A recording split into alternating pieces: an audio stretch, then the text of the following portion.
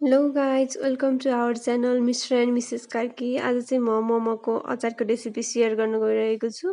मैले चाहिँ यहाँ तेल कराई तताएर तेल राखिसकेँ। अब चाहिँ प्याज पनि राख्न स्टार्ट गरिसकेँ। अब चाहिँ मैले यो ठुलो साइजको 5वटा प्याज काटेर राखेको छु।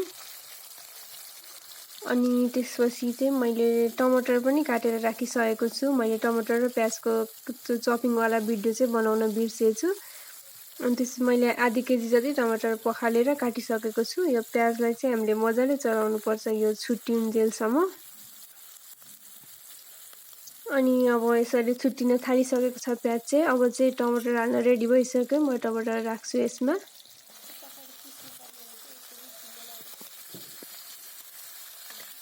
हाम्रो यो टमाटर चाहिँ सबै यहाँ राखिसकेपछि चाहिँ यसलाई हामीले मजाले चलाउनु पर्छ। अब 2 मिनेट जति चलाएर पकाउँछु म चाहिँ। हजुरहरूलाई यदि चलाइरहन टाइम छैन भने चाहिँ छोपेर पकाइदिनु भए पनि हुन्छ। 2 मिनेट जति छोपिदिनु भयो भने चाहिँ यसले मजाले आफै पानी छोडेर मजाले पाक्न थाल्छ। अनि त्यसपछि चाहिँ हाम्रो नुन बेसार एड गर्नुपर्छ।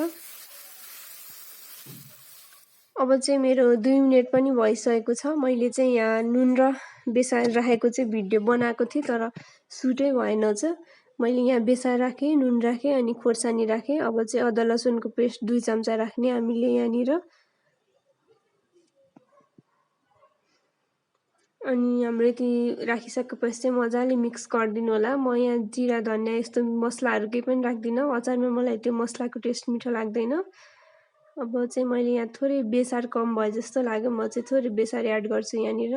हजुरहरूलाई कतिको कलर मनपर्छ त्यही अनुसार राख्नु होला। अब यसलाई मजाले चलाएर अनि अब चाहिँ म छोपिदिन्छु यसलाई 2 मिनेट जति। यसलाई 2 मिनेट जति छोपिदिएपछि चाहिँ मजाले पाक्छ। अब मैले यसलाई बन्द गरिदिन्छु। 2 मिनेट पछि चाहिँ यो अचार यस्तो भइसकेको छ। हेर्न सक्नुहुन्छ यो चाहिँ पाकिसक्यो, मिचिने जस्तो भइसक्यो। अब चाहिँ यसलाई हामीले मजाले सेलाउन छोडिदिनु पर्छ। अब म यसलाई यतिकै सेलाउन छोडिदिन्छु अनि त्यसपछि चाहिँ मिक्सरमा पिस्छु। हजुरहरूले पनि यसलाई सेलाउन छोडिदिनु होला। अब चाहिँ यतिन्जेल चाहिँ म उतापट्टि अब बदामहरूको लागि तयारी गर्छु। मैले चाहिँ यहाँनिर यो पिनट्स बदाम र अनि त्यसपछि मैले टिमुर राखेको छु यो मिक्सरमा चाहिँ। टिमुर हल्का थोरै अनि त्यसपछि बदाम राखेर चाहिँ म यसलाई मजाले पिस्छु। हजुरसँग यो मफली छैन भने चाहिँ सिलाम तिल पिस्नु भए नि हुन्छ। अब यसलाई म मजाले पिस्दिन्छु। यो रेसिपी चाहिँ कमेन्ट बक्समा स्पाइसी मोमोको अचारको रेसिपी सेयर गर्नु न भन्नुभएको थियो, त्यही भएर बनाएको यो भिडियो।